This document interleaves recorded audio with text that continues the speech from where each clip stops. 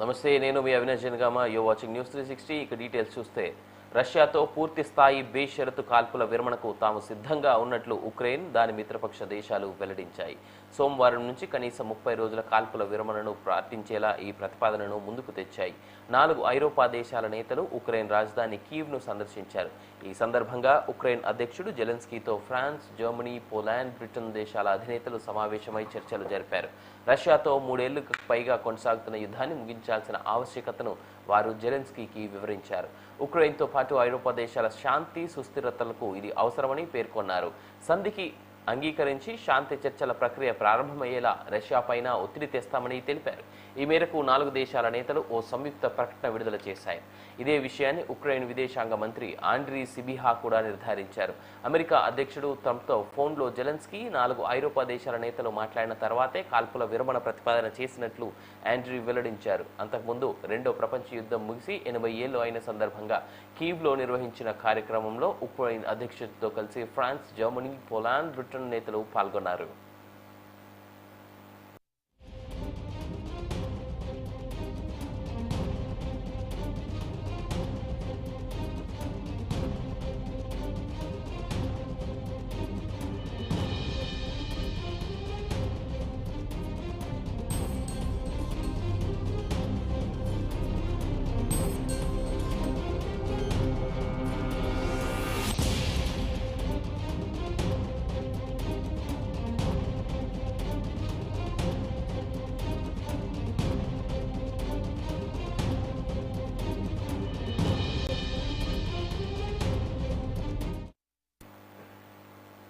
రష్యాతో పూర్తి స్థాయి బేషరతు కాల్పుల విరమణకు తాము సిద్ధంగా ఉన్నట్లు ఉక్రెయిన్, దాని మిత్రపక్ష దేశాలు వెల్లడించాయి. సోమవారం నుంచి కనీసం 30 రోజులు కాల్పుల విరమణను పాటించేలా ఈ ప్రతిపాదనను ముందుకు తెచ్చాయి. 4 ఐరోపా దేశాల నేతలు ఉక్రెయిన్ రాజధాని కీవ్ను సందర్శించారు. ఈ సందర్భంగా ఉక్రెయిన్ అధ్యక్షుడు జెలెన్స్కీతో ఫ్రాన్స్, జర్మనీ, పోలాండ్, బ్రిటన్ దేశాల అధినేతలు సమావేశమై చర్చలు జరిపారు. రష్యాతో 3 ఏళ్లకు పైగా కొనసాగుతున్న యుద్ధాన్ని ముగించాల్సిన ఆవశ్యకతను వారు జెలెన్స్కీకి వివరించారు.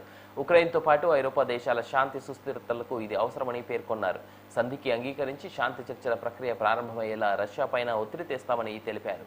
ఈ మేరకు 4 దేశాల నేతలు ఓ సంయుక్త ప్రకటన విడుదల చేశారు. ఇదే విషయాన్ని ఉక్రెయిన్ విదేశాంగ మంత్రి ఆండ్రీ సిబిహా కూడా నిర్ధారించారు.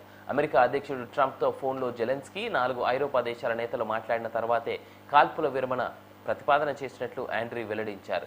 అంతకుముందు రెండో ప్రపంచ యుద్ధం ముగిసి 80 ఏళ్లు అయిన సందర్భంగా కీవ్లో నిర్వహించిన కార్యక్రమంలో ఉక్రెయిన్ అధ్యక్షుడితో కలిసి ఫ్రాన్స్, జర్మనీ, పోలాండ్, బ్రిటన్ నేతలు పాల్గొన్నారు.